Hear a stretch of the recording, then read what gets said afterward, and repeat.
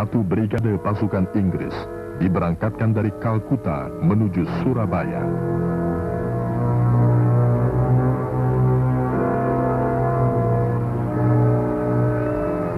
Terlihat pemuda arek-arek Surabaya sedang memperhatikan dan berjaga-jaga di sekitar pelabuhan dan dengan mempergunakan perahu motor sedang mengecek kedatangan pasukan Inggris dengan kapal angkut di pelabuhan Tanjung Perak, Surabaya.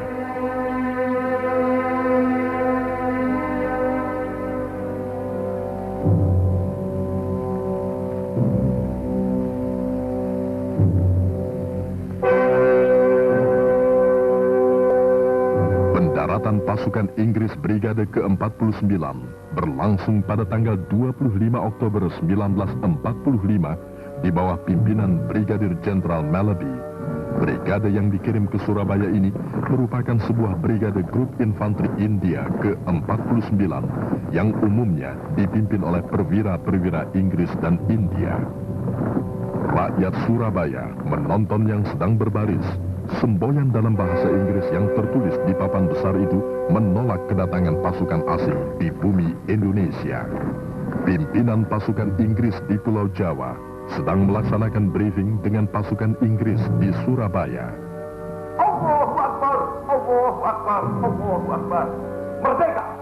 Bung Tomo mencela pasukan lebih dengan terang-terangan mengambil dan merampas hak kedaulatan bangsa Indonesia dengan menyerobot gedung RRI di Simpang, Surabaya, gedung Internasio, Rumah Sakit Darmo, kantor besar kereta api, dan lain-lain tempat milik Republik Indonesia di Surabaya.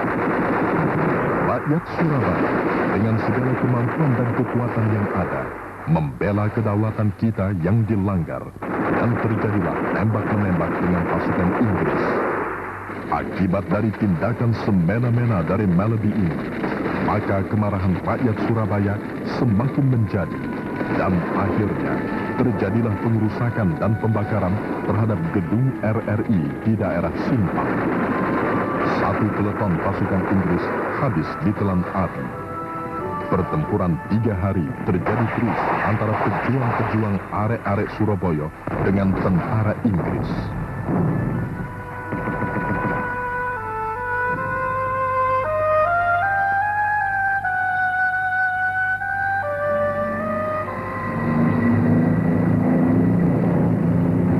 Presiden Soekarno dan Wakil Presiden Muhammad Hatta didatangkan oleh Inggris ke Surabaya untuk menghentikan tembak-menembak dengan arek-arek Surabaya. Kemarahan rakyat Surabaya baru dapat diredakan ketika Presiden Soekarno dan Wakil Presiden Muhammad Hatta tiba di Surabaya pada tanggal 29 Oktober 1945 atas permintaan sekutu untuk menyelesaikan persengketaan antara pemuda dan TKR di satu pihak dengan tentara Inggris di lain pihak, dan terjadilah gencatan senjata. Setelah berlangsungnya perundingan di Surabaya, terlihatlah suasana tenang di kota Surabaya dari atas, bahkan bendera merah putih tetap berkibar megah. Bung Karno dan Bung Hatta beserta rombongan kembali ke Jakarta setelah tercapai persetujuan ceasefire atau gencatan senjata. Airdrop makanan untuk pasukan Inggris yang terkepung di daerah Darmo. Hasil pertemuan kedua belah pihak untuk gencatan senjata, ternyata pihak Inggris tidak dapat menghubungi pasukan-pasukan yang berada di gedung Internasio yang dikepung oleh pasukan-pasukan rakyat dan pemuda. Maka Brigadir Jenderal Malaby bersama pemimpin-pemimpin Indonesia menuju ke Internasio untuk menghentikan tembak-menembak itu, dan terjadilah insiden yang mengakibatkan terbunuhnya Brigadir Jenderal Malaby.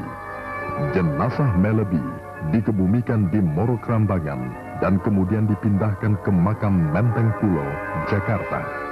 Di depan gedung Internasio ini, pasukan Inggris setelah gencatan senjata diangkut dengan truk-truk ke markas mereka di pelabuhan Tanjung Perak. Inilah prajurit-prajurit Inggris yang mengalami cedera di rumah sakit. Lebih dari 1.200 pasukan dari Brigade Malaby yang cedera atau meninggal di pertempuran 3 hari ini di Surabaya.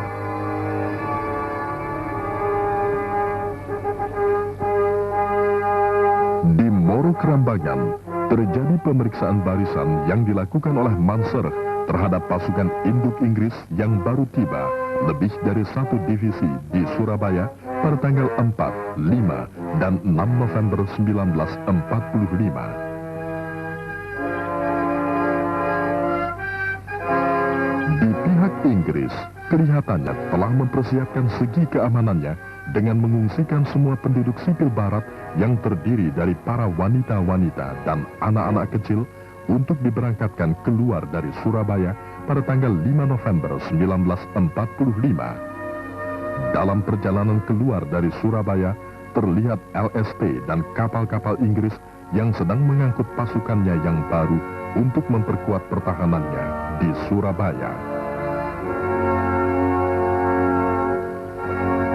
Di samping itu, arek-arek Surabaya yang terdiri dari pemuda pejuang juga tidak ketinggalan, yaitu mempersiapkan pasukan dengan mengadakan latihan bersama untuk mengantisipasi kedatangan pasukan Inggris di Surabaya.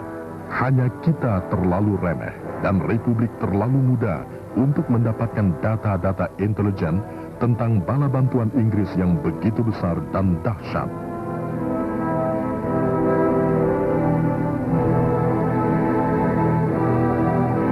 Pada tanggal 6 November 1945, pasukan Inggris dalam pertemuan di Singapura memberangkatkan beberapa pesawat dari Skadron RAF dari Pelabuhan Udara Singapura, Changi, menuju Surabaya melalui Jakarta dan Semarang. Pesawat-pesawat ini telah dilengkapi dengan senjata-senjata berat untuk menggempur Surabaya dari udara.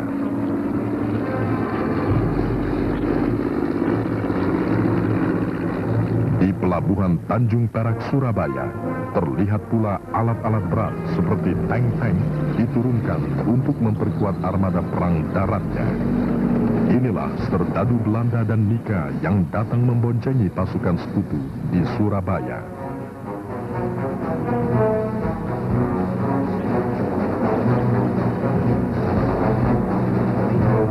Ini adalah pemeriksaan barisan tahap akhir oleh Mansur yang didampingi oleh Hawthorne pada tanggal 7 November 1945 terhadap satu divisi pasukan Inggris yang sudah berada di Surabaya, dan sekaligus memberikan lampu merah bahwa penyerangan terhadap kota Surabaya akan dilaksanakan dalam satu kekuatan penuh yang benar-benar sudah terhimpun di tanah Surabaya.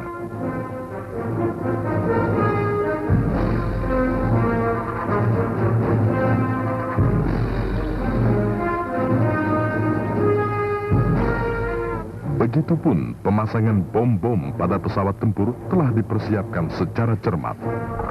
Di samping itu, para pejuang Surabaya juga telah mencium gelagat yang kurang baik dari pihak Inggris dan telah berjaga-jaga di sekitar pelabuhan Surabaya.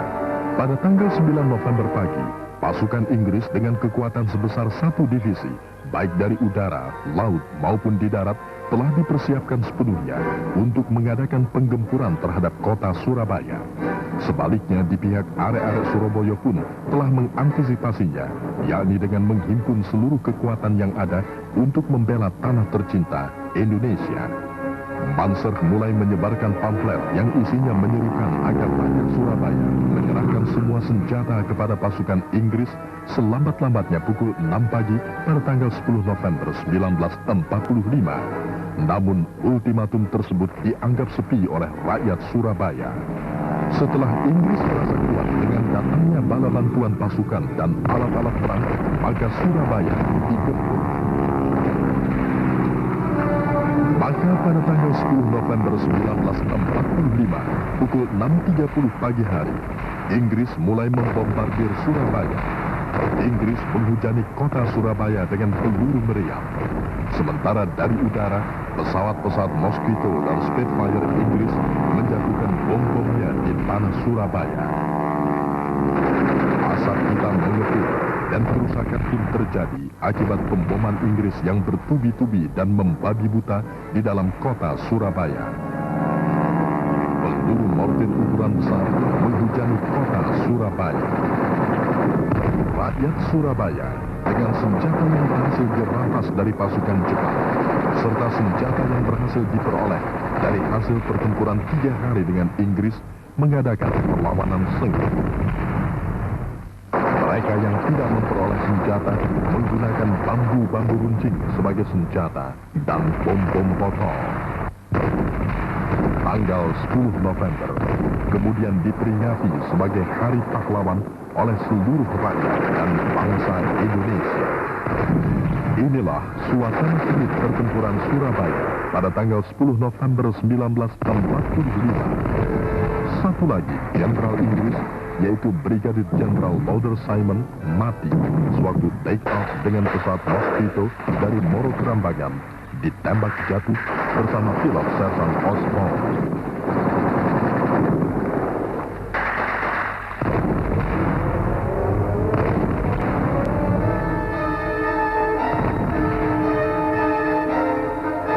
Kendaraan lapis baja Inggris menjelajahi jalan-jalan memasuki daerah benteng dengan menembaki semua sasaran di segala penjuru, tetapi tertahan di dekat viaduk.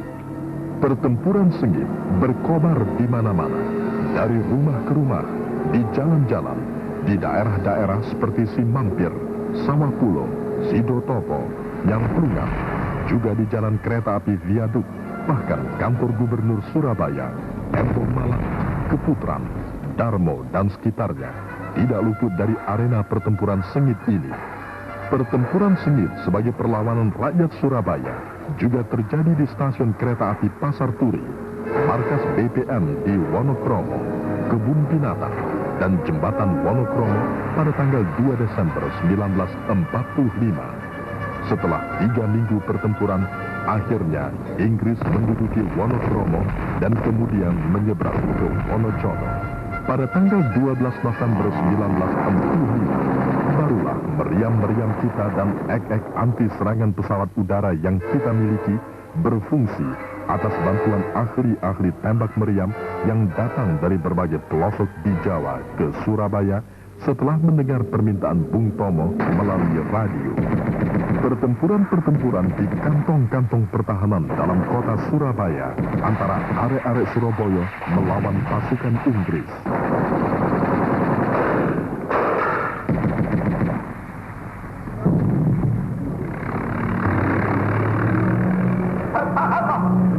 Allah akan memberikan kemenangan kepada kita. Daerah Jembatan Merah diduduki oleh pasukan Inggris. Di daerah ini banyak terdapat masyarakat Cina yang juga mempunyai badan palang merah. Permulaan pertempuran dimulai dari Moro Kerambangan, ujung Tanjung Perak. 5 batalion dikerahkan untuk menggempur kita ke arah viaduk. Setelah viaduk jatuh ke tangan Inggris, maka pasukan mereka terpecah menjadi 3 bagian tank dan infanteri. Satu ke arah Ambaksari, Gubeng, Ngagel, ke Wonokromo. Sedangkan pasukan induknya menembus kota melalui kantor gubernur, Tunjungan, Embong Malang, Simpang, Kaliasin, Keputran, melalui Darmo ke Wonokromo. Dan sayap kanannya menembus Pasar Turi, Sawahan, Lenes Boulevard ke Wonokromo dan kembali turun melalui Darmo untuk menghantam kita di Keputran. Dan akhirnya berjatuhanlah banyak korban di pihak kita di daerah Keputran, termasuk anak-anak Trik dan penghuni penjara Kalisosok yang ikut terkubur dalam barisan berani mati.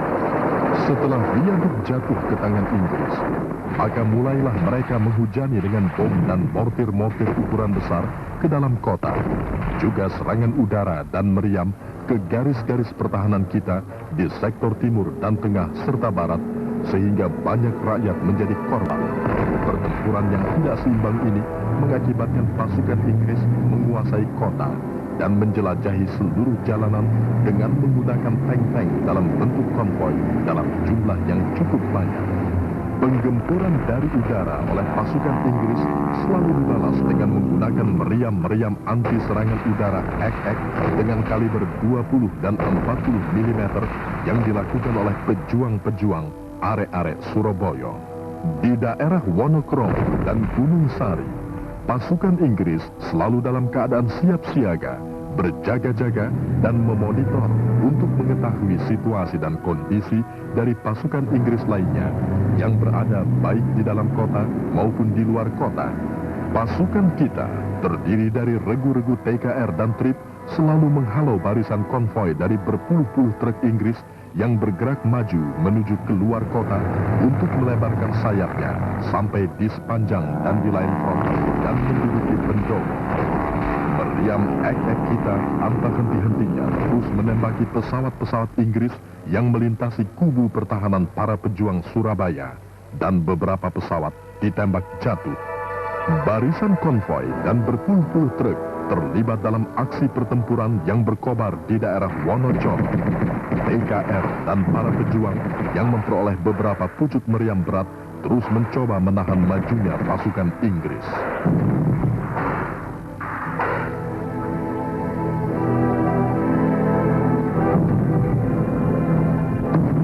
Meriam-meriam kaliber 70 dan 75 mm juga menghantam beberapa tank Inggris sehingga mengalami rusak berat. Juga terjadi duel meriam TKR dan artileri Inggris.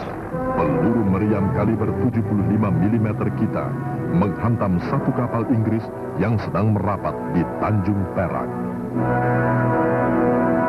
Para pejuang serta rakyat Surabaya memiliki semangat berjuang yang tinggi, sehingga secara terus-menerus mengadakan perlawanan terhadap pasukan Inggris yang selalu bergerak maju keluar kota menuju ke Sepanjang dan Kletek dengan menggunakan peralatan-peralatan berat seperti tank-tank Shelton dan meriam Howitzer, diikuti oleh konvoi truk dengan infanterinya.